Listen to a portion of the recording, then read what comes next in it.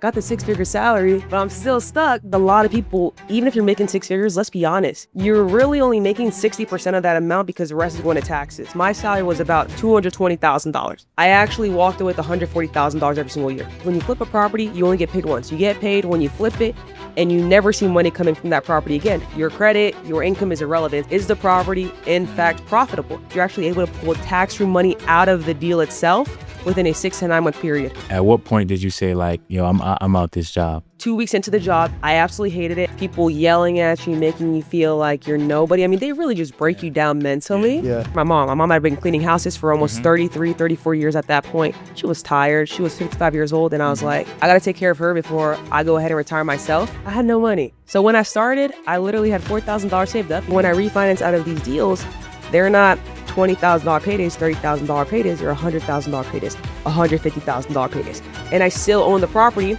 and I can still make money every single month. I own 80 rentals. I own $11 million in real estate. What's the overall system to be able to get your first real estate property under the BRRRR strategy? Yeah, so the first step is you gotta...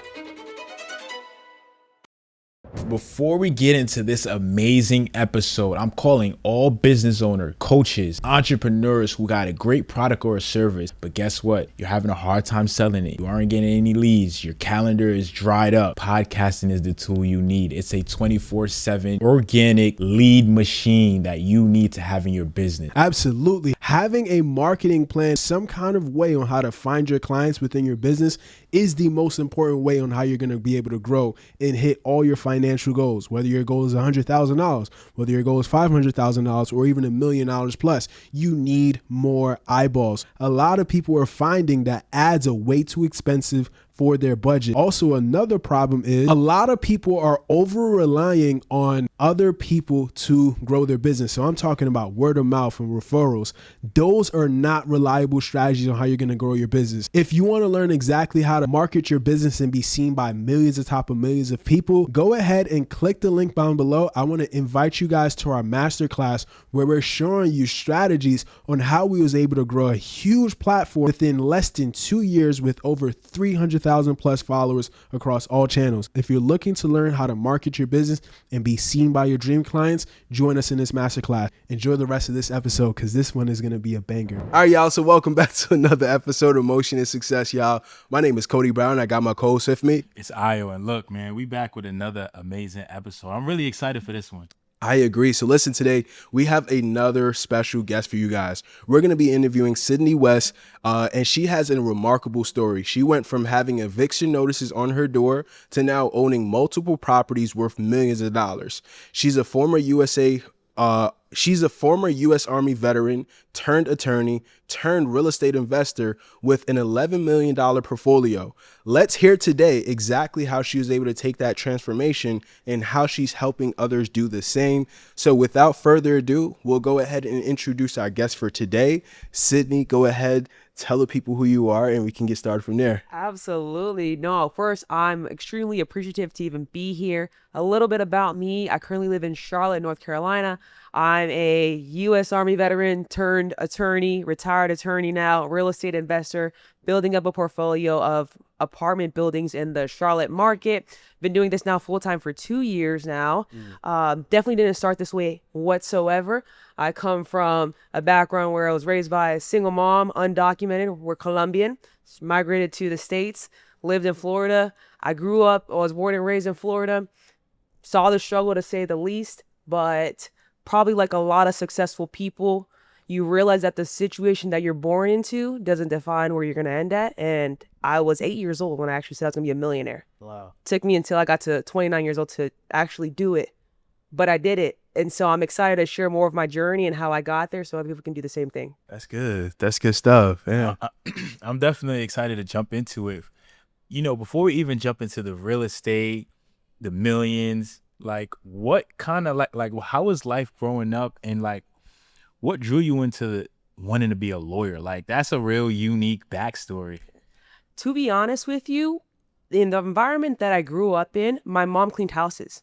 So she worked incredibly hard. She cleaned about 2 to 3 houses, but for very wealthy people in South Florida. And I would be in those environments and I saw that they were doctors, they were lawyers, they were business owners. And so I immediately thought, I'm going to do one of these things. I hated science, so med school, dental school is out of the picture. But I was like, you know what? I should be probably a lawyer, because if I become a lawyer, I could have this type of lifestyle. I could have a home. I could have my own bedroom. My kids might have their own bedrooms. And so that was kind of the inspiration behind it. I'm super appreciative for the way that I grew up, because I didn't grow up seeing money in my household or in my neighborhood, but I saw it in my mom's work. And so I was inspired. I was like, I might not see it where I'm at, but I see that other people are doing it. And when I found out a lot of them had gone to college, they had a graduate degree, and that's how they were able to have that type of lifestyle that I wanted to have. Nice. That's good.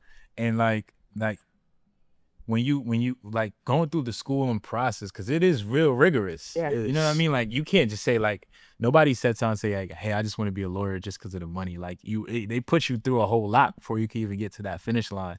So like, what was like the real motivation for you? Like, did you see yourself saying, hey, I'm gonna do this for some time, or did you like end up working as a lawyer and then you kind of seen the reality of it and it kind of like changed your whole mind? I would say it was a little bit of both, because when I was 18 years old, I read a book called Rich Dad Poor Dad. I heard of it? Yes. So I read Rich Dad Poor Dad, and I immediately knew that I wanted to get into real estate at some point in my life. And so I kind of went down this road of going to college, going to law school, with the mindset of, I'm going to get to a point where I'm going to make enough money, I can save money, and then I can invest. I'll be able to buy back my time. I won't have to trade my time for money. And I realized that with law, I could have a good job. I could stack up some bread. I could invest. And at that time, I didn't know the strategy of the BRRRR strategy. So in my mind, I was like, oh, I'll be a lawyer for about 10, 15 years. From there, I'll be able to have a good chunk of change. I'll invest it. But what really happened was I became a lawyer. 2 weeks into the job, I absolutely hated it. I thought everybody was crazy, because I'm coming from now a military background where it is a job, but it's a job that everybody around you usually loves. And in the law firm environment, that's not the case. Everybody hates Mondays. They hate their job. They're spending more time at work than with their kids. You're working on Christmas Day. I worked on Christmas Day, missed lots of family events. Even though it was unlimited PTO, you learn to find out you're really getting no PTO because they don't let you take time off. And I was like, this can't be life. And I was 27 years old, and I was like, I'm not gonna live the rest of my 20s in this environment. And I was like, I gotta figure this thing out much quicker. I don't have 10, 15 years. I'm gonna only work here for 2 years, and that was my goal. Wait, so like, how did you because most of the time when people are working these high income jobs, reality is most of them do hate their job. Yeah. Like you can see it the way they act. They you could really tell that they're real miserable. So like, how did you kind of protect yourself from falling into that trap? Because you're earning a high income salary. It's so easy to upgrade your lifestyle and then pretty much be in a rat race. And that's what majority of people are in. Like, so you came in with that mindset of, hey, like, I'm only gonna be here, I'm gonna stack my bread. Like, is that kind of how you looked at it? Yeah, absolutely. I had the goal in mind that I wanted to quit my job in 2 years. And so I knew I was going to have to lay low, sacrifice for that time, not elevate my lifestyle. I saw my friends that were lawyers. They bought the Benz, they bought the BMW, they got the high-rise apartment. And what did I do instead? I started looking into North Carolina to invest. I was living in Washington, D.C. at the time, which is very expensive. So what did I do? I even lowered my cost even more of living. And so I asked my law firm, I said, would it be okay if I work remotely out of North Carolina? They said, yeah, go ahead. I said, great.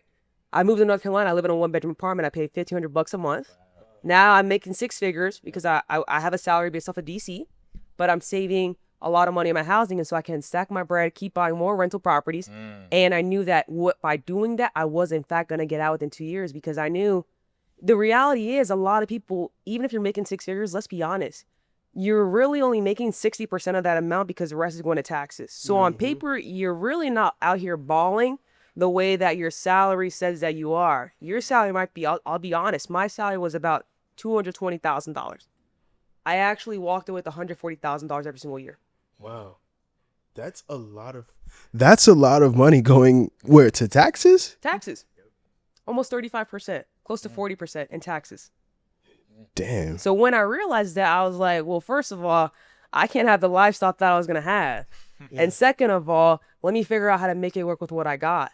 But here's what I realized. If my goal was to retire in 2 years, I did the math. I was like, if I want to retire and make $10,000 a month, I got to buy 40 rental properties. because 40 rental properties would generate about $10,000 a month in monthly cash flow. I did the math. Even with $140,000 a year, I was like, I cannot save enough money to go out and buy multiple properties and do that within 2 years. So I was like, dang it, I got the 6-figure salary, but I'm still stuck because I can't get out of this position unless I get more money or I figure something out. And that's when the BRRRR strategy came into play. Sorry to break this amazing episode. I just have to let you guys know the best tool for marketing in 2025 is podcasting. Listen, it transformed our lives. Across all platforms, we was able to hit 15 million plus people. Imagine what it did for our business. To mention, we also have some notable likes just through podcasting. People like Usain Bolt, Dwayne Wade, Kevin Garnett, Stephen A. Smith, Cedric the Entertainer, Queen Latifah. But more importantly, having engagement by your dream clients is probably the most important thing that will move the needle for you and your business. So what we want to teach you is exactly how to go out and start creating amazing content that will find your dream audience to go ahead and start paying you for your products and your services. If you want to be able to learn exactly how to build up an audience and build up a brand online where people start knowing you, liking you, and buying from you for your products and services, what I want to do is invite you guys to our next free masterclass where we're showing you exactly how you can start taking your content and being seen online by your dream clients and possibly some celebrities as well. Go ahead and click the link down below, and I'm going to see you guys in that next masterclass. Wow, that's very interesting, you know, like the backstory on how you got started, because, you know, a lot of times people usually may say, hey, listen, I already went to school, I already spent so much money on college, I already spent so much money just to get where I'm at. I'm grateful. You know, I'm just grateful just to be here. Like, compared to the rest, I'm doing well. You know what I mean? And some people may say, hey, listen, I already went to school. I'm not going back to school for another degree. I'm not starting anything new. I already spent so much time, you know? So that's very interesting that was the kind of mindset you had, you know, when you started your career, and then fast forward to actually start investing into real estate. So that's very good. I do want to ask you too.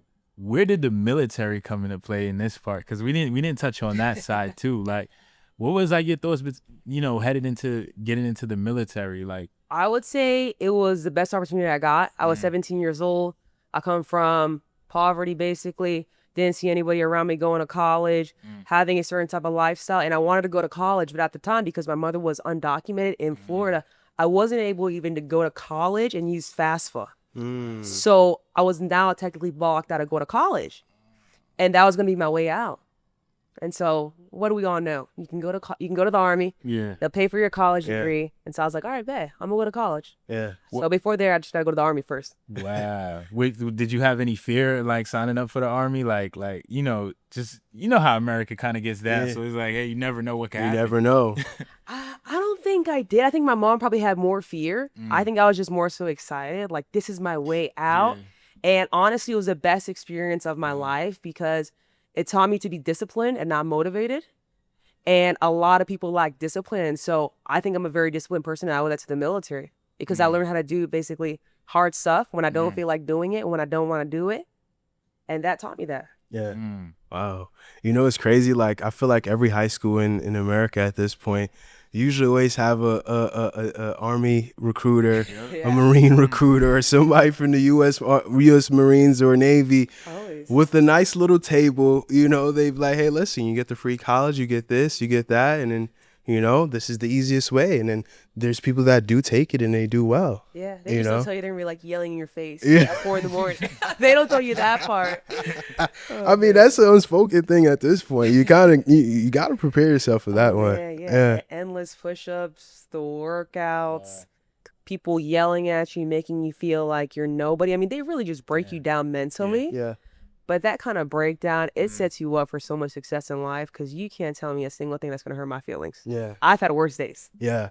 And I feel like I kind of could see, you know, just by doing the research, you know, the journey and the, like, from going from the Army to going to school, going to college for 7 years, to, you know, building a $1 million plus real estate portfolio and growing, you know. And I'm like, in my head, I'm like, she's lived so many different lives in a span of 10 years. Like, you know, because like, it's not easy to be able to go out there and do these kind of things. Like, it takes years for some people to get the success that you got, you know, so that's good. Yeah. That's so true. I want to ask you, like, you were working as a lawyer, you know, you was in the military. At what point did you say, like, yo, I'm out this job? Like, when was like your last day, and when did you fully transition into real estate? So I fully transitioned 26 months after being a lawyer. Wow. So my goal was always to retire my mom first. I was able to retire her at the 24-month mark of investing in real estate and being a lawyer. And 2 months after that, I said, you know what, I'm going to quit my job. I'm going to go all in on real estate. At that point, I had a portfolio of about 38, 40 rental properties that had stacked up in the last 2 years. And so I was in a position there where I also had cash flowing properties paying me every single month, not only for my lifestyle now, but also for my mom's. Because I always wanted to retire my mom. My mom had been cleaning houses for almost 33, 34 years at that point. She was tired. She was 55 years old. And I was like, I got to take care of her before I go ahead and retire myself. At the end of the day, I think it's a very, I don't want to say maybe perhaps an entitled position for me to be 27 years old and say, I want to retire. I'm tired of this. And so before I do that, thought that it was important to stick to what I was to my mom, which was I'm going to retire before I'm 30 years old. And so I took care of her with the rental properties. And then I went ahead and did that leap of faith 2 months after that. Wow. I went all in on real estate. That was in September of 2024. Wow. That's So, yeah. so you said you had a portfolio of like 38, 40 properties. How were you financing these properties? Or like, how were you, like, were you buying them all right cash, or were you using most of your liquid? Like, how were you getting these properties? I had no money. So when I started, I literally had $4,000 saved up because I had been an attorney for about 2 months. No tax returns because I had been in school now for the last 4 years of my life, practically. And so no tax returns, no pay stubs. I could show on paper how much I was making, didn't have a lot of money saved up. I went ahead and started leveraging asset-based lenders. Why? Because for those types of loans, they'll go ahead and qualify and approve those loans based off the property itself, and they'll give you 100% of the money to buy them and 100% of the money to renovate them. So I quickly realized that if I wanted to go ahead and retire within 24 months, like my goal was, in order to do that, I've already realized that I don't have the money, and so I got to leverage somebody else's money. And these lenders are out there. They'll give you all the money to go and buy the property. So I said, you know what? Let me go that route. Let me leverage them. And sure enough, I bought my first property in January of 2023. Within that first year, I bought 8 properties. Wow.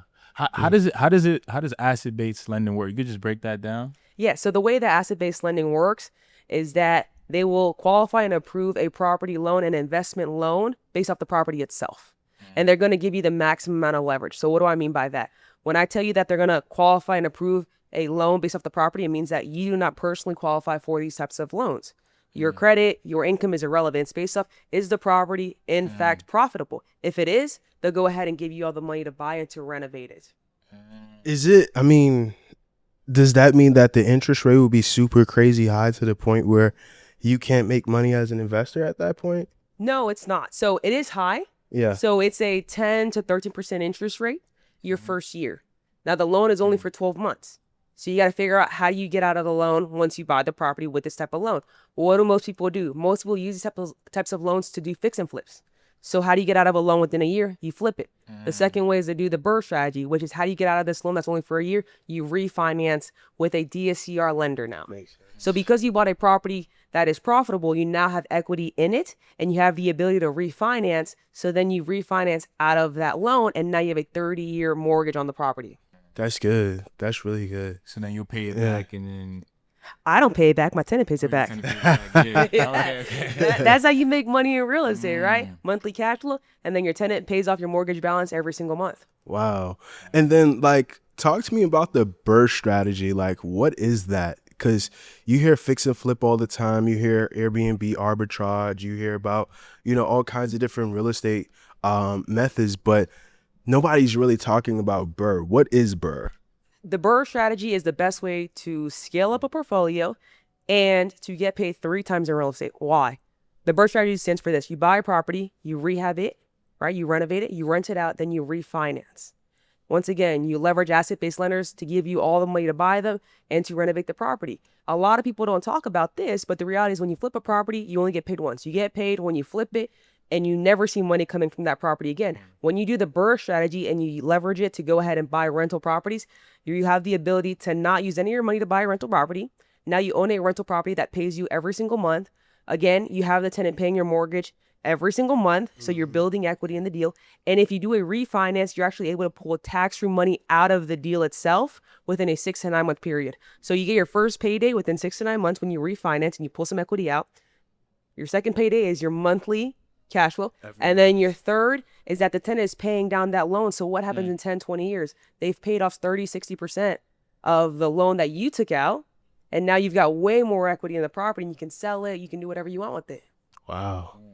Now I could actually see why, that kind of makes sense, depending on what kind of game that you're playing, especially, because like some people, like you've heard the wholesale, you've heard the fix and flip, like we've heard, at this point, like land banks, all kinds of things, but like this, or even, affordable housing. Yeah. So this one is just another method that it sounds like it's way better because you don't have to have any kind of money or any kind of thing, any kind of money to put into this property, and you can still get paid every single month and years to move on. Yeah, and you have the ability, I always tell you, you have the ability to be rich and wealthy in this strategy. Rich is what? Monthly income that's coming in. Wealthy is long-term wealth that you build up by owning these properties. And so the way I see it is I wanted to not only be rich, I wanted a high income on a monthly basis, but I also want to set myself up for success so that in 5, 7, 10 years, my $10 million portfolio, $11 million portfolio today,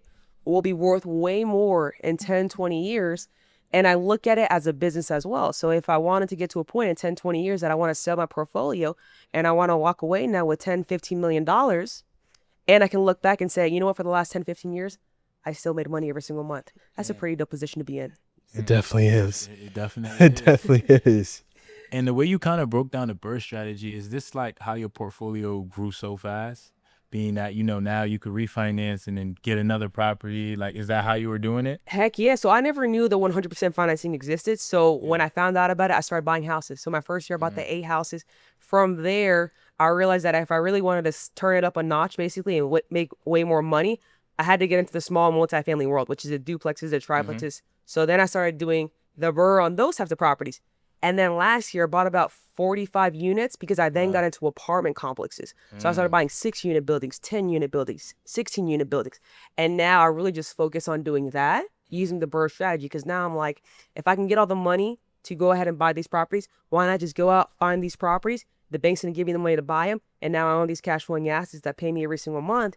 And on top of that, the refinances now, when you're in the multifamily sector, they're 6-figure paydays. So when I refinance out of these deals, they're not $20,000 paydays, $30,000 paydays, they're $100,000 paydays, $150,000 paydays. And I still own the property and I can still make money every single month. So that's all I focus on now. Yeah. A lot of people, they go out and they think that they could do the BRRRR strategy on their own. And it's not as easy as it sounds. It's not that easy. How do you prevent yourself from like being over leveraged, like putting yourself in a position where, because a lot of people, they, especially with a strategy like that, they could really end up putting themselves in a real deep hole. So like, what is like the math and things that you do to avoid, putting yourself in that type of situation? So technically a lender will give you up to 80% of a property's value towards the property. I recommend you want to be 70% all in. You don't want to reach that maximum amount. Instead, you want to play it a little bit more conservative, because in the event that something changes, something shifts in the market, you still have a 10% margin there where you can actually be safe from that. And on top of that, I would say that the reality is it takes a team. So as much as I can be here and say, yeah, I own 80 rentals, I own $11 million in real estate, how do I protect myself?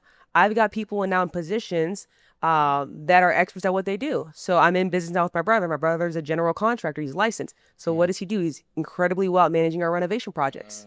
I mostly focus on acquisition. Now we have a property manager that helps us self-manage our properties.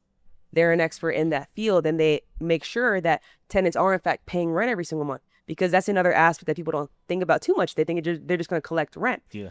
No, you got to qualify tenants first. Yep. Make sure that you're minimizing your risk of them not paying every single month. And so the reality is that there's so many pieces to this puzzle, like you say, and it's not as easy as perhaps I'm saying it. Yeah. My goal here is to make it sound simple. Yeah.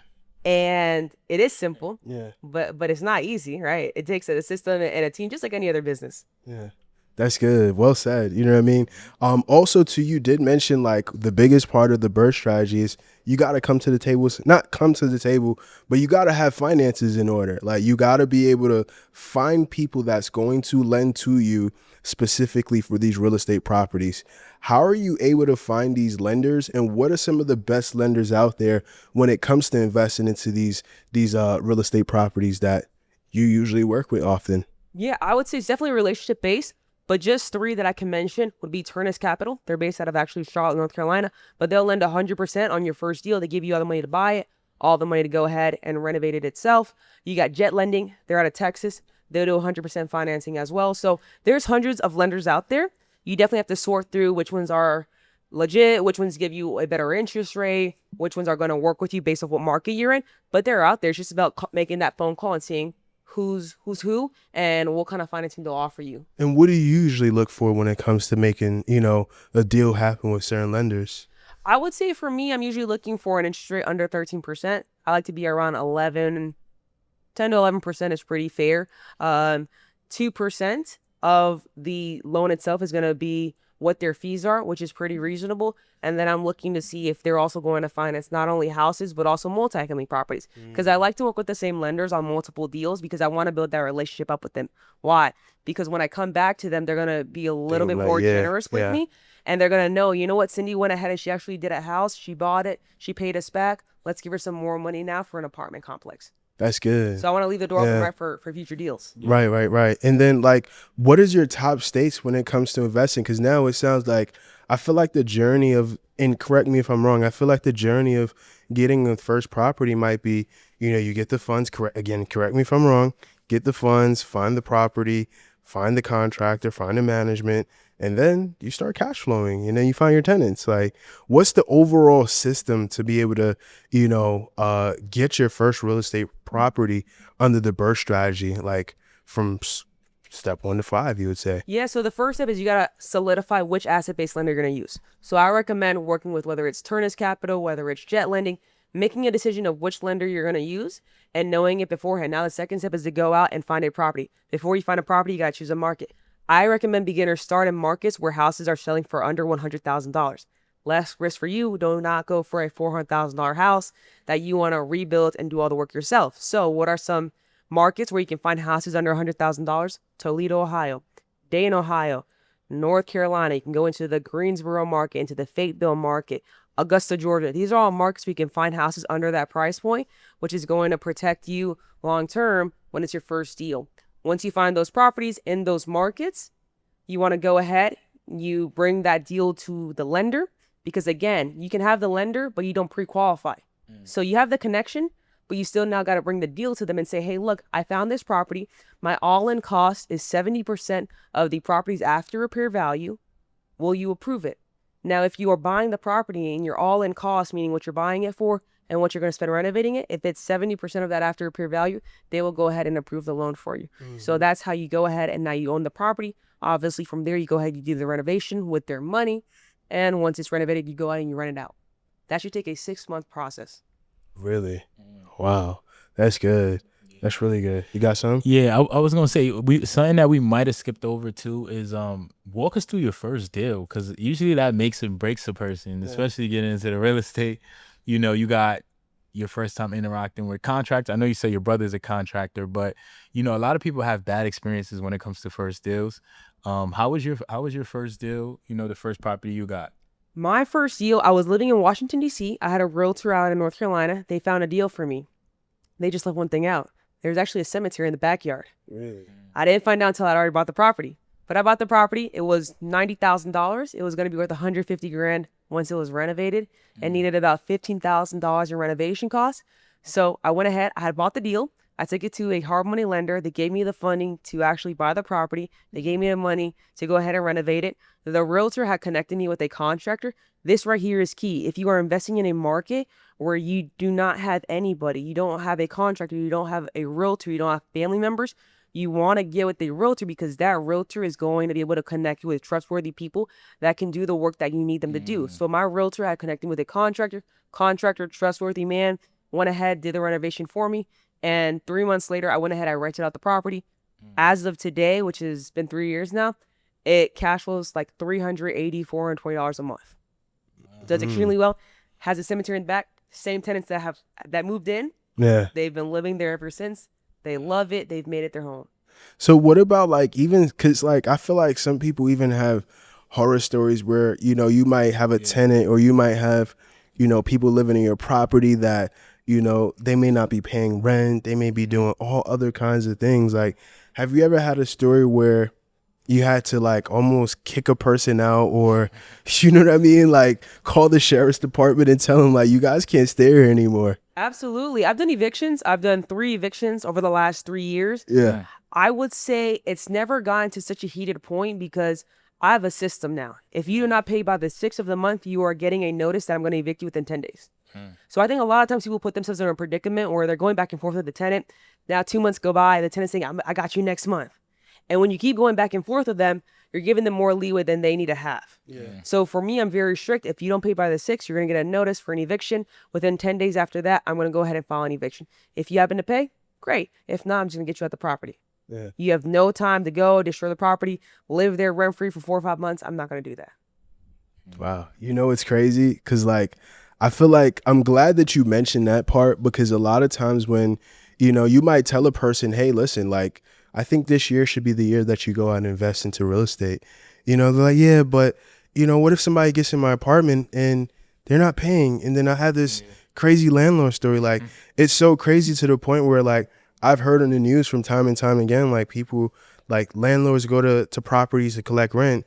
Next thing you know, the tenant pushed them down the stairs and they unfortunately passed away, because he hit his head, and it's strenuous and it caused a lot of stress to some people. It's like, I don't even want to deal with the headache when it comes to investing in real estate. Yeah, it's always market dependent. So in North Carolina, it is a market that's more friendly to landlords. So the laws are in our favor, where I can get a tenant out if they haven't paid rent. And if I go to an eviction hearing, they're usually out of the property within 2 weeks. So I'm not waiting months to get somebody out like other markets, your California, your New York, your DC, where you see squatters living in the property for 6, 7 months. The landlord goes over there, they're trying to collect their rent and they're not allowed to. So you want to be in a market where you're actually protected. And the second thing you always got to remember is that you have to go through a legal process to do evictions. So you can't just go change the locks, confront the tenant. I don't do any of that. I do the paperwork. Obviously, I'm a lawyer. I do my paperwork. I file with the court. I let the legal system do what it needs to do, and I get them out. Yeah. Let me ask one more. Have you ever had a situation where like the law wasn't in your side or in your favor when it comes to dealing with tenants before? No, I haven't, because all of my tenants signed certain lease agreements that once again says that if you do not pay your lease, your rent, you are not in breach of this lease agreement.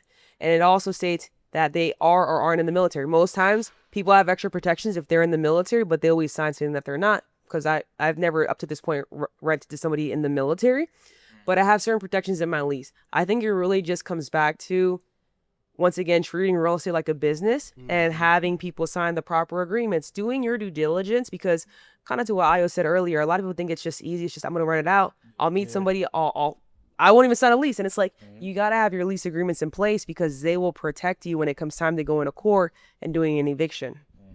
I'm glad you mentioned, landlord friendly states, because in New York, we're from New York. Yeah. It's out there. It's like the tenants have all the rights. Like, it was one time I was just driving by and a landlord, like to the point, said this person hasn't paid rent in like 160 days, and they plastered it right outside.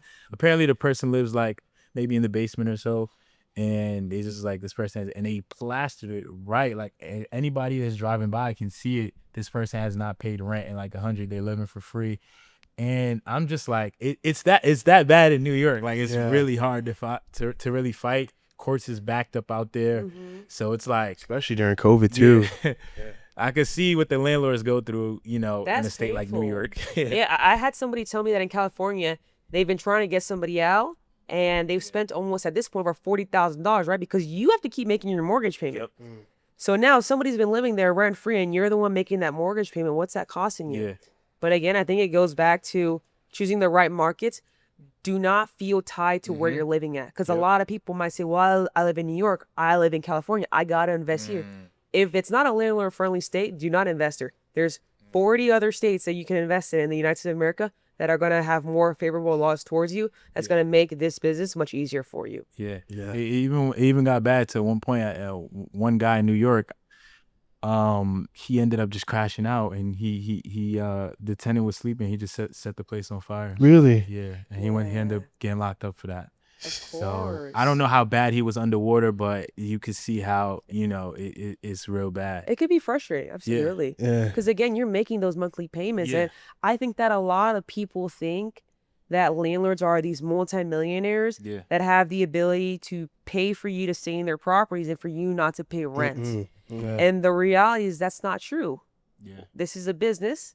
You got to pay your rent. You can't expect somebody else to pay that for you. Right. Yeah. I do want to ask. Oh, you was gonna ask me? Yeah. Go ahead. I feel like you're gonna ask the same thing I was gonna ask. I was gonna jump into the fix and flips. Okay.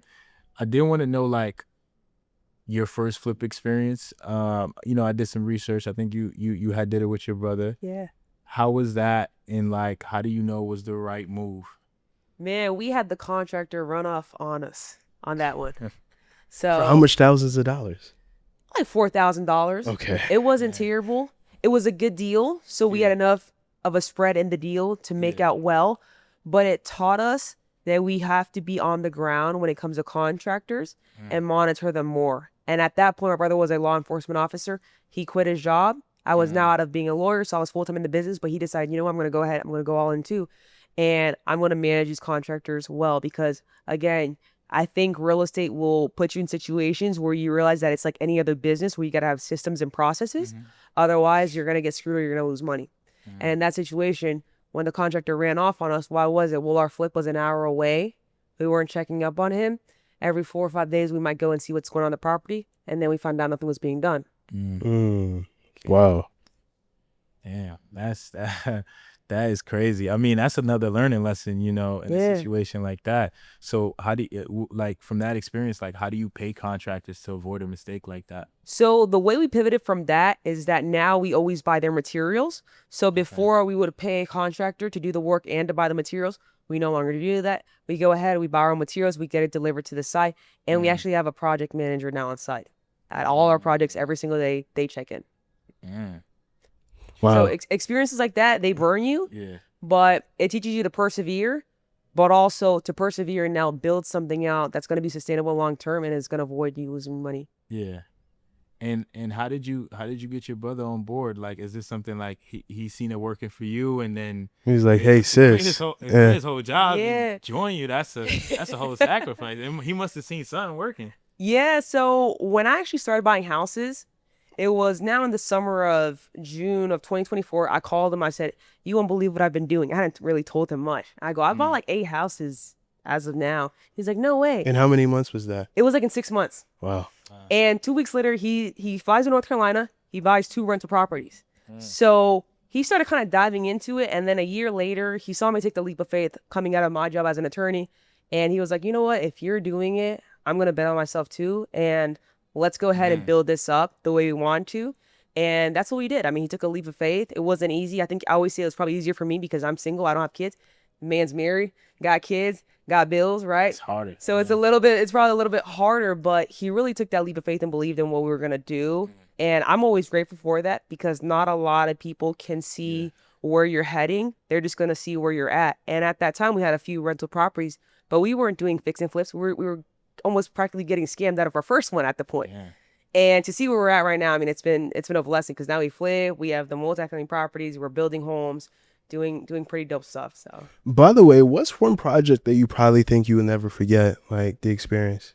ooh, I think it was that 11 unit that I bought. That was my first multifamily deal. It was in North Carolina, and I did that with my dad.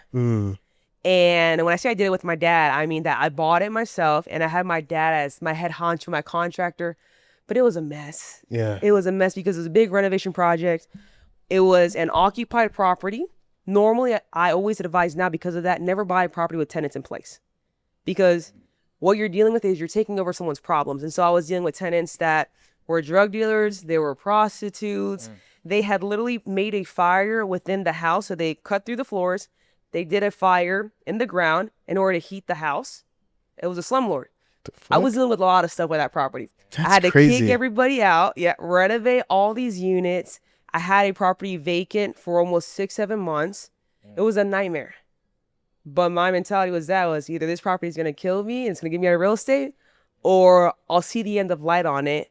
I'll fully finish the renovation within the year period that I have, and I'll rent it out and it'll cash flow the way I thought it would. Mm-hmm. And like, I mean, I could almost imagine some people have like that emotional attachment to where they're living, because some people may be living there for 5, 10, 15 plus years. Like, how'd you convince them to leave? Oh man, I convinced them the wrong way. How was that? So I told them that if they left, they could come back once I've renovated the property. My mindset was they're going to forget. They will come back. What ended up happening? 3 months later, they start going by the property every single day. They're checking up on their apartments. Yeah. They want to see how their apartment's doing. Has it been renovated? What's going on? And when they saw that it had finally been renovated, they asked to move back in. Now I've got drug dealers coming back that they want to move into this area. And my mentality was, I'm going to charge a certain amount of rent, but in order to charge that certain amount of rent, the property not only has to be renovated, it's got to be a safe space. Yes. And I was like, I can't let you guys come back. They weren't letting off. They would keep visiting every single day. They were adamant Yeah. that as long as they had their rent, they should move back in. Yeah. It was a nightmare because I didn't know how to have difficult conversations like that and deal with different personalities. And what I realized was, if you're just transparent and you explain to people that this is just how it's going to work, you'll avoid the headaches down the road. Yeah. And so I had to have that conversation. It ended up, well, they understood because I just called them out on their stuff. I was like, I know you're a drug dealer, man. I can't have you here. I'm going to have moms here. I'm going to have kids running around. I can't have this type of behavior. And so you really can't move back in. But I got them out, transformed the entire neighborhood.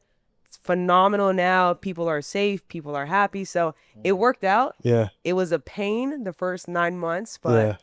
But it was worth it. Yeah. Wow. We spoke about a whole lot. You know, we went over the financing strategies, went over the fix and flips. I do want to ask about the deal side. Like, how do you find your deals? Like, what are some, what are some ways that you were finding deals early on versus now? Like, what is your strategy behind getting the best deals? So the best deals are always off market. Off market means that they are sourced out by wholesalers. Wholesalers will go reach out to sellers, ask them if they want to sell their property, and then wholesalers will sell those properties through Facebook or investorlift.com. So I go on those websites and I find my off-market deals. They're usually being sold at a discount where it's a profitable deal. It's going to make sense for me to buy it as a rental or to flip it. But I always go off-market. Wow. So what are some things that you're looking at when like, let's say you see a property on Facebook or Investor Lift? Like, what are some things that you're looking at, like the numbers, like the pictures, before you even make the trip to take the trip to go see the property? I always look at the numbers, because if the numbers don't work, I'm not going to get financing for it. So in order for the financing to go through and for me not to put any money into the deal, I got to make sure that my all-in cost is going to be 70% of what that property will be worth once it's renovated. So if I see that the property is going to be worth $100,000 once it's renovated, I can't spend more than $70,000 on that property between what I'm buying it for and what I'm renovating it for. So I got to first do the math and see, okay, if this property I can see needs some work, what will it be worth after it's renovated? And then work my way backwards and see if my offer is relatively close to what they're even asking for the property. If they aren't, I can see the numbers are going to work there. Then I'll go ahead and pursue it, go see it, see what the renovation costs are and all of that. But the first thing is always seeing, is it even going to meet the qualification that these lenders are going to have? Because otherwise, if it doesn't, what does that mean for me? I got to put money down. I don't like putting money down to buy real estate. Yeah. I just was going to ask you too. It sounds like you don't like putting money down. I hate it. So what about like closing costs and things like that? Like, how do you bypass that? You've got closing costs that you got to account for. Usually 2% of the loan amount you got to put down in closing costs. When I started buying when I started buying real estate at the beginning of my journey, I used to buy a lot of deals on market. The benefit of buying on market is the following: you can have the seller pay for your closing costs, which is more normal in that aspect. When you're going off market, you are paying for the seller's closing costs. It's never normal for you as a buyer to say, hey, can you pay for my closing costs? And so although on market you're not getting home run deals, you can get okay deals. But if you can get an okay deal, get the lender to finance all of it for you, you can probably ask the seller to give you some money towards your closing costs so that you're not coming out of pocket on your first deal. Wow. And then like I seen on your page you mentioned some like how to buy 15 properties. I mean, I'm sorry, how to buy 3 properties under $15,000. Like is that even like how do you do that, you know? So here's what I'll tell you. I always recommend people start off with buying $100,000 or less property. Why? Because your closing costs on that would be about $2,000, $3,000. So if you have $15,000 now, let's just talk about how many houses you can buy at one single time with $15,000 if all you're responsible is your closing costs. Now, the way you could probably go about it a different way as well is, let's say that you buy your first one, you spend your $3,000 in closing costs because the lender funded the entire purchase and the entire re-up. When you now go to refinance that property, you're able to get some money out. So now you're in a position where you got paid on the rental property. Now you got a little bit extra cash and go out and do your second deal. And because you got a little bit more money, why not go for, instead of a $100,000 house that you're going to put 2-3% down in closing costs, why not go for a duplex or a triplex where you're going to now triple your monthly income and they're still going to finance all of it. Yeah. The only thing is you got to put a little bit more money down in closing costs, but you can scale up much quicker once you pivot from the houses into the duplexes, the triplexes, the fourplexes. And let's say you do a fourplex. If you did a fourplex in a house, now you got 5 rental units. Yeah. Sorry to break this amazing episode. I just have to let you guys know the best tool for marketing in 2025 is podcasting. Listen, it transformed our lives. Across all platforms, we was able to hit 15 million plus people. Imagine what it did for our business. To mention, we also have some notable likes just through podcasting. People like Usain Bolt, Dwayne Wade, Kevin Garnett, Stephen A. Smith, Cedric the Entertainer, Queen Latifah. But more importantly, having engagement by your dream clients is probably the most important thing that will move the needle for you and your business. So what we want to teach you is exactly how to go out and start creating amazing content that will find your dream audience to go ahead and start paying you for your products and your services. If you want to be able to learn exactly how to build up an audience and build up a brand online where people start knowing you, liking you, and buying from you for your products and services, what I want to do is invite you guys to our next free masterclass where we're showing you exactly how you can start taking your content and being seen online by your dream clients and possibly some celebrities as well. Go ahead and click the link down below, and I'm going to see you guys in that next masterclass. I feel like there's a lot of controversy between single family housing when you're investing into real estate versus multifamily housing. Like, what's your take on it? Like, are you strictly only doing multifamily?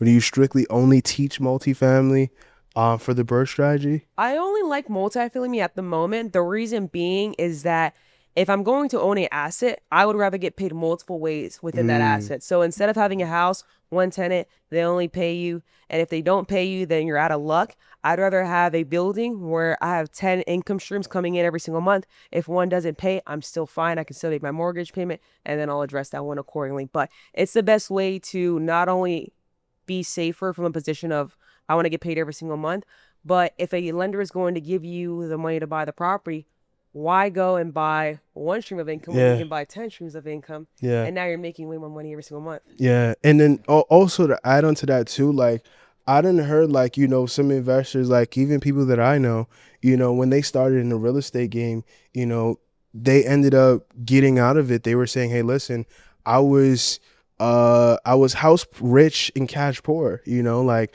making probably like $200 net a month, you know, like how do you make sure like certain deals is actually cash flowing you enough that you can even pocket, you can account for expenses, you can account for a plumbing issue, a HVAC issue, a roofing issue, or whatever the case may come up with? So I'll say 2 things. Most landlords aren't making money because they have maintenance expenses. Why do they have maintenance expenses? Because they're going ahead, they're buying properties with 20% down. They don't have any money to renovate the property. So they don't renovate the property. But what happens 6 months later? Hey, the AC went out. Hey, the water isn't hot. The toilet's leaking. So now you got to pull out of your cash flow and go ahead and address those issues. If you use the BRRRR strategy and you buy a property, you rehab it, guess what kind of calls you aren't getting? Hey, the AC's out. The AC isn't out. I just installed a new one. So now I reduce my maintenance costs and you can be way more profitable going that route. The second thing I would say is that a lot of people don't know how to maximize their cash flow. Again, they'll just go out and wing it and say, I'll just list it for whatever. No, you got to list it strategically. What I recommend is to have a rent amount that is at least 30% more than your mortgage payment. That gives you enough cushion so that you can actually cash flow $300 to $450 a month off of one unit. That's good. That's good. When do you know it? Like, when do you know it's like the perfect time to sell a property? Like, when you like, I just can't take it anymore. I'm gonna be honest, I don't know yet. I haven't sold any of mine. My goal is to sell my portfolio in the next 10 to 15 years. I want to build it up and I want to have an exit. And the way that I think about it is 10 to 15 years gives me enough time to have more equity. The properties will appreciate, tenants will pay off 30% of those loans. So now I'll be in a position where the properties are worth more, my mortgage balance is less, and I'll have a nice spread there where I can exit out of them. That's how I think about it. That's good.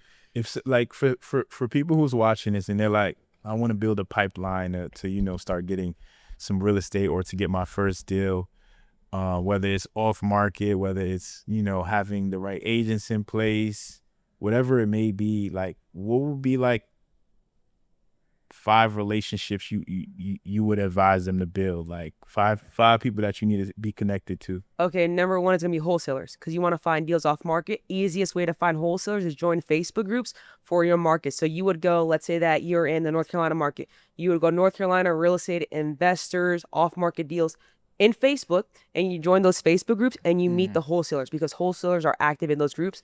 The number 2 thing I would recommend is connect with lenders. Do a search for asset-based lenders. You can either go to my profile, find out who's who, or you can do your own research and see in your market which asset-based lenders are giving you that 100% financing. The third thing would be connecting with a good realtor on the ground, because realtors can tell you what a property will be worth once you renovate it. And that way they give you that insight. You find good realtors usually in those Facebook groups, because those are Facebook groups for investors. So they're active there. They understand how us as investors think. So realtors, and then I would say the 4th one would be contractors. You got to find a good contractor. Yeah. How do you find them? It's either word of mouth from other investors. And how do you get that? Being in the room with other investors, being in Facebook groups, or having a really great realtor that already has that connection where they can just do a handoff for you. So you don't have to go and find out who's a legit contractor. That's good. I know you said 5. I'm thinking about the 5th one, but I don't know anybody else. I mean, that's a whole lot. And you mentioned wholesalers. How do you build that relationship with wholesalers where they want to give you deals? Because I mean, they probably have a list of investors, but what makes them, like, you know, want to come to you? So don't ever count their pockets. So the way wholesalers make their money is that they agree to buy a property from a seller at a certain price, and then they come to you and they try to sell it to you for a higher price. That higher price could be $10,000 more, $30,000 more, $80,000 more. You don't know. And so my take is always, I don't care what you're making. If the numbers work for me and for my lender, I'll buy it. If you make $10,000, great. If you make $30,000, great. I'm happy for you. A lot of times wholesalers don't like dealing with certain buyers, because the buyers will be like, you making 30 grand. I'm not going to buy that deal from you. You better reduce your price. And the wholesaler's like, I went out, I found the property, and now you're counting my pockets, so I'm never going to bring a deal to you. So I never count their pockets. And then on top of that, I just try to be easy with them. I try to really build a relationship where it's not just transactional. So if we close a deal, I'll try to like take them out for eat to eat. I'll buy them a bottle. I'll try to celebrate with them, because then they feel That's a rewarded payday and too, they feel yeah. appreciated, right? It's not like, hey, it's a transaction. It's like, hey, I want to keep doing business with you, because my business in a way is dependent on you bringing me more deals. And so I want to be top of mind for you. When you see your next deal, you want to go ahead and send it to me. That's good. That's real good. Because like we've even had conversations with wholesalers, you know, people that teach the wholesaling game. And it's like sometimes like some investors, they say, are good, you know, they want to count their pockets, and then when they start asking go around. you know, they might try go around and try, you know, mess up the deal and do all kinds of funny stuff, and it gets a little, you know, a little bit weird for them sometimes, you know. But honestly and truly, just having those good relationships are definitely the best thing when it comes to investing. 100%. Yeah, because they're working all day, hitting the phones, sending the messages, like doing the follow-ups. That's hard. It's hard. You know? And it's work. I know I don't want to do that. So I used to wholesale, or I tried to wholesale. Did it for about 6 months, lost $10,000. I was like, I do not want to be calling sellers every day asking them if they want to sell their house, because what do? They either hang up on me or they cuss me out. No, thank you. I want to get into real estate. I want to get into owning rental properties. So instead I said, you know what? I'd rather pay a wholesaler to do that job, because they're going to be good at it. They're going to enjoy it more, and they deserve to be compensated for it, because that's brutal. It is. It definitely is. But I did want to ask you too, like, what easily stands out about a bad deal? What easily stands out with a bad deal that looks good on paper? Ooh. Renovations. Renovations. Yeah, a lot of people don't calculate what it would really what it would really cost to actually do a renovation. So it might look good on paper, and you might say, okay, it's gonna rent well. It'll make me a lot of money when I flip it, let's just say.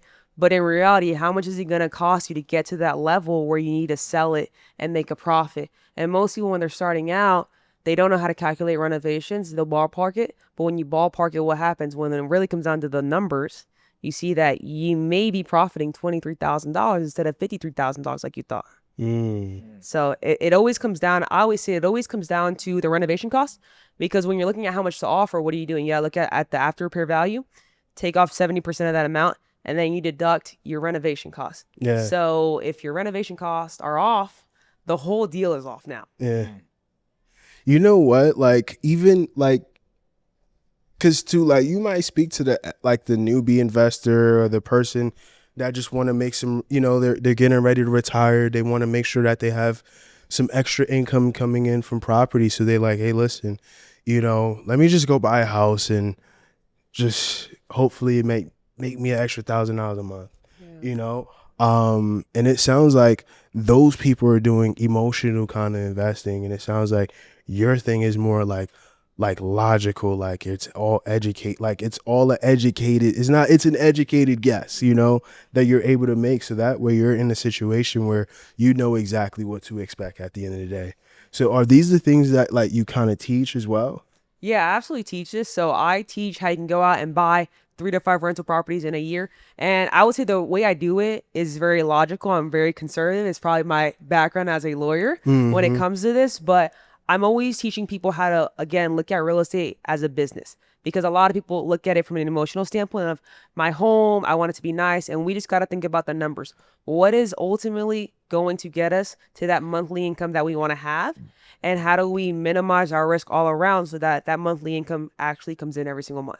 And then like, how do you like help a person like kind of like, I would say, set those goals? You might have a person that's looking to retire soon. They want to make sure that they have enough income coming in while they're not actively working. Like how do you usually help them? Like, do you like what's that process usually looking like? Yeah, I would say if the goal is to retire in the next 12 to 36 months, I always recommend going multifamily, because you're going to have more streams of income out the gate. It's going to get you to your monthly income goal much quicker than going the single family route if you have the time. Now, there are other people that are going to play a different game, which is a more long-term game of I like my job, I want to get out in 10, 15 years. No issue with that. They want to start with the houses. The houses, yes, it's only one stream of income. You can definitely buy 1 or 2 every single year, but they're playing more of a long-term appreciation goal when it comes to the single-family houses. So it really just depends how soon you want to replace your income and what type of income you want to replace. Like for me, when I thought I want to replace my income, I wasn't trying to make $40,000 a year. I was a lawyer. I was trying to replace my income as a lawyer. And so I quickly realized that the houses wasn't going to get me there. Yeah. That's why I then pivoted into the multifamily. And so when I'm teaching people this, I'm explaining to them, it's always based off what your goal is and how quickly you want to scale up and get that income that you're looking to get. Now, you can absolutely get that income leveraging the asset-based lenders.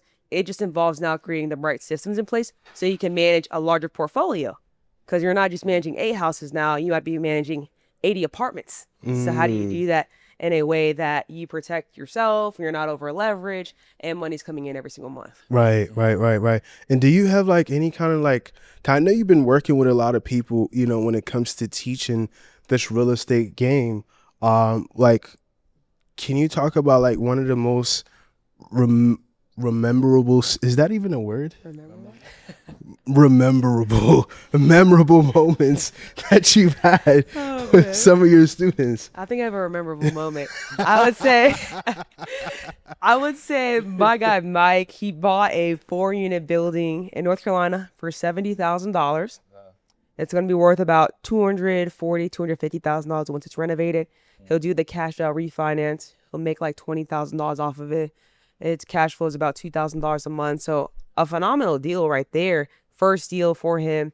And so he wants to eventually leave his job. That's the goal. And so I said, for your first one, let's not even deal with the houses. Go for the 4-unit. And you can find a 4-unit under $100,000. And so I love that he did that, because a lot of people doubt the process. They're like, I can't find a property for under $100,000 anywhere. They're out there. You just need to know how to find them. And they're usually off market. What about property manager? Do you like for the massive portfolio you got, do you utilize property managers for every single one of them? So I have an in-house property manager now, but I've always self-managed. Okay. So because when I got into this industry, I really saw it from a long-term perspective of, I want to own $100 million of real estate. I want to own maybe 300, 500 apartments. And so in order to get to that place, I'm going to have my own property manager. I can't outsource that, because when you outsource property management, they charge you about 10% every single month to manage those properties. If you do the math and you have 300 apartments, that's a lot of money that you're paying them. So I was like, I want to have always somebody in-house. But before I get to a point of doing that, I need to learn what I'm going to bring somebody in to do. So I self-managed until I owned about 80 rentals. Brought somebody in about 2 months ago, and they work full-time now in the business, just managing properties. Wow. Now, you can always outsource it and pay the 10% a month fee, but it adds up. It does. Because if you're cash flowing, let's say $400 a month off of a property, and it's rented out, let's say $1,500 a month, you would pay that property manager $150 just because they collected rent. So now instead of you making $400, you're making $250. So by in-house, like, you mean like family, like, or who do you have like in-house? Yeah, so my brother's wife actually came on board. Okay. And Smart. now she's full-time in the business. That's her silo of the business, where she just manages all the tenants. Wow. Okay. I don't know if you ever had a moment to think back. Like, you go out, your journey, you start off in the Army, did that for a few years, got deployed, all kinds of countries, come back, go to school to be an attorney, 7+ years, you working in the field 2 years, you decide to downsize your living, move to an entire different state that you don't have any family in, invest into properties. Like, these properties are extremely high as far as, monthly payments, same things like that. So like, the overhead could be high, if you do it incorrectly. And then, you tell your brother 6 months down the line, hey, listen, I'm actually investing into these properties, and now I have about 8 units that I just wrapped up. Fast forward, he buys his first 2, and then now it's an entire family business because of the one decision you made. You ever sat back and just like, shit, I didn't really think about it like that. Hey, I always say there really has to always be somebody in their family that's like, I'm done living in this poverty situation, and I'm not only going to find a way out for me, but it's going to be my entire family, because having money is great, but having money with your family is even better. Yeah, it is. I love the fact that I'm a millionaire, but so is my brother, and that's my best friend. Wow. And I love the fact that I can say not a single person in my family works for anybody else. My mom's retired. My dad works for the company. My sister-in-law's in the company. My nieces, they're 7 years old. They own washer and dryers at our apartment buildings. It's such a beautiful thing to see that, because that really is generational wealth. We're changing not only our generation, the generation to follow, but also the generation above by taking care of our parents. Yeah. Oh, it's a blessing. What's next? What's next? Continue building it up. Yeah. I think the goal is really to have a $100 million portfolio at the least. Really build up something that is going to reflect the legacy that we want to have, where we're showing people that poverty could end with you, and you can change the outcome, your destination, and you can do it through real estate. I just hope it's a story that people can relate to. They can see that it's possible. Yeah. And we'll work hard and we'll sacrifice to get to that point. It's not going to be easy. Of It might course. be simple. It's easy to say, I want to go ahead and build this portfolio up. But that's the goal. Make it something massive where people really have to stop and see, wow, these minorities, they own real estate, this much real estate. I want it to be unheard of, because you normally don't see that in this space. That's good to hear. True. That's so true. Nah, that was a journey. It definitely was a journey. Last thing I did want to ask you too was like, today, in today's world, we got AI and everybody's utilizing AI some way, somehow.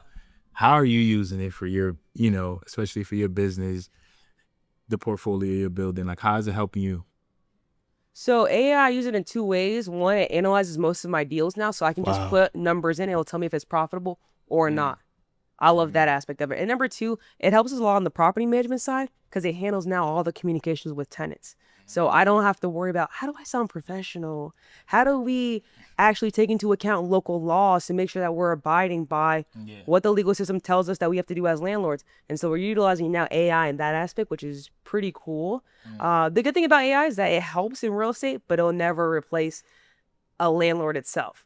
So it definitely adds to the business, but we still have to do a good chunk of the work because it just requires us to be there physically. Do you mind sharing a secret like sites that you use when it comes to AI and using AI to grow your business, your real estate business? I'd say. Yeah, so I would say one of the best ones that I like the most is called ChatARV.ai. That is a website where you can put in a property address and it'll tell you what that property will be worth once it's renovated. So instead of you going out and trying to figure out and looking at data from Zillow and trying to see what are properties that are renovating, what are they selling for, you can just put in the address right there and it'll tell you what they're selling for. And that way you can say, okay, well, I gotta offer 70% of this amount. Easy math. Normally I would spend an hour trying to figure out how much it might sell for. Now I can just put an address and it'll tell me what it'll be worth, and then I can go ahead and have an offer within minutes. Wow. That's crazy. I never heard about that one. Me either. Chat Yeah. ARV. I thought you was about to say Chat GPT. I would chat GPT too, but ChatARV is way better. Yeah. Okay. It's online. It's like it was a debate where people were saying like, you know, is it a good investment to buy a house? From your perspective, I had that question. as a real estate investor, do you think someone buying a house is a good investment? It's never an investment to buy your own house. I'll tell you this. I owned roughly 8 properties before I bought my house. Wow. So I made sure I had income streams coming in that could then allow me to have the house that I want to have and to pay that mortgage. A lot of times people buy houses into liability. That's the truth. Your house is a liability more than anything. It's not an asset. So first go focus on buying assets and then go ahead and have the assets pay for your liabilities. I believe that. That's good. That's good. And then what do you do for fun, by the way? I mean, I just seen you just copped a nice little lime green spaceship. You know, like what do you do for fun? Man, I drive the McLaren around now. I go to church. That's a big part of my life. My faith is what really has gotten me here. So I love going to church on Sundays. I got a good group of girls that I go to church with. I love spending time with family, even though we work together. You'd be surprised. We hang out on the weekends together. I love being an active aunt. I work out. I'm a dog mom. That's really it. My main hobby is working, but I've got a few side hobbies there. Yeah. That's good. That's good. I love to hear it. You know, work hard. Yeah, work hard. And also play, have fun with it as well, you know, because it's a journey. You got to enjoy it, you know, so it's definitely good. Yeah, most of the time, most people, they want to have that fun early on. You know, you especially being young, you was able to kind of remain, like, stay frugal, which is something that, so a guy who we interviewed him probably like a few weeks ago. He had a similar story where he was like, yo, I was young. I was just saving my money. Like, I was trying to get that first real estate property. I didn't care about nothing else. Yeah. So to have that discipline to do that early on, it's not easy. Yeah, It's well, not. you know what I've always heard? That your 30s are always way funner than your 20s because you're actually going to have money. And so in my 20s, I saw people having fun and I was like, I'm going to have more fun in my 30s. Yeah. Yeah. That is true. And shoot, I turned 30 last year. I'll be 31 in August of this year. But I've seen how life has changed, and it was so worth being frugal in my 20s and not going to the clubs, being in the sections, buying the bottles. I didn't do any of that, to be honest. And now to be in a position where I can be, you know what, I want a car. Yeah. I want to have fun. I want to travel. And so 30s, I think, are going to be way more fun than I've ever had in my life. So now let me ask you a question, because you said a house is a liability. Did you use a property to cover the McLaren? Like, so that way you can have your fun? Yeah, so I always had a goal that once I got to 75 rentals, I would buy my dream car. Wow. So the properties generate enough money to pay for now the McLaren. Wow. So I wanted the car always, Yeah. but there's a point where you got to realize I got to have enough assets to cover all my liabilities. And my car is definitely one of the liabilities. Yeah. But now the business is in a position where it can afford to do that. You know what's so crazy? We interviewed a real estate investor. His name is Charles. Shout out to Charles, by the way. And he has a lot of toys. He has a lot of toys, and he was like, I'm like, bro, like, so when it comes to buying a Maybach, like, how do you do it? He's like, well, first things first, you got to get a property to buy the Maybach, and then secondly, you got to get another property to have a driver, because you have to have a You gotta have a driver driver. with the Maybach. So it's like, all right, cool, you know, like, don't go out here frivolously spending, but definitely have the assets to cover your ass, you know? Because, those are cars that at the end of the day, one multifamily property could pay for that. You just got to go out, buy the property first, renovate it, rent it out. And then once it's rented out, then you can go out and buy the toy. Yeah. Because now it's covered. That's good stuff. You ever like surprise, like, especially since you're going to do these deals, and real estate, I say, is like, I know it's probably a lot more men in the field. Like, you ever went to a deal and it's like you surprise someone and they're like, have you ever gotten into anything like that? Till this day, people think I'm the realtor or they think I'm like a representative of the company. And I just think it's funny at this point. I'm like, I'm the owner. Should keep it like that. So, again, though, I have a point to prove now. And that's why I'm so adamant about building up the portfolio, because people aren't used to seeing women, even more so Hispanic women that look like me in this field, actually being the owners. And so they're just proving that I'm on the right track. I got a lot of work to do and a lot of things to prove in this industry, because people still think that way. They expect a white man to come up and to be like, I'm the owner of that property. Yeah. Not this one. Yeah. Yeah, not this one. You know? And sometimes some people too, they like, they'll pull up in like it's this real estate guy on Instagram, and he's like, anytime I'm going to a site, I pull up in the worst car possible, just look completely like he has, like, basically, like, he doesn't want people to think he got it. You could just spend it. Yeah. Yeah. I could go and raise the price or something like that. Oh, 100%. Yeah, no, I'm not allowed to take the McLaren to any private sites. I'm like prohibited from doing that. Imagine picking up rent and Then they won't pay rent, and they're like, you have a McLaren, you can afford to have me here. That's right. yeah. Wow, that's actually funny. I'm not going front, but tell us more. Like, how can the people learn from you? How can they work with you? You've gave a lot of game, you've gave a lot of gems, and you really broke this thing down. Absolutely. To the point where it's like, I'm sure people are going to be asking. Yeah. If people want more strategy, more resources, I host a masterclass every Thursday. On that class at 7 p.m., I work down for an entire hour this entire strategy, even more. So I give away free game. As you can see, I'll tell you who the lenders are. I tell you how to go about finding properties, which markets to choose. So if you really want to understand it more, definitely tap in on those classes. You can also find me on Instagram at CindyWest_. I post content there almost every single day. I post the lenders that I use. I post the deals that I'm seeing. And that way, I really believe that this should be accessible to people, and more people need to really know this strategy. And so I'm all about giving it out. People can see what it's like.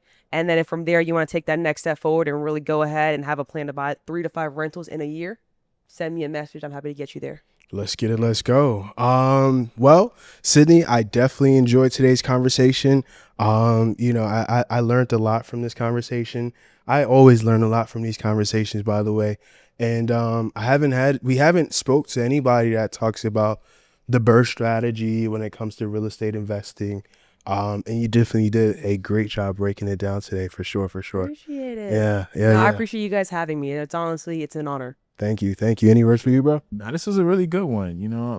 Like you said, Sydney broke it down, super easy, super simple, and I definitely know, like, when people get into that free masterclass, they're gonna learn a whole lot. So, definitely, I'm excited for this one to drop, and the message to be spread, because there's a lot of game. Facts. This was our masterclass, by the way.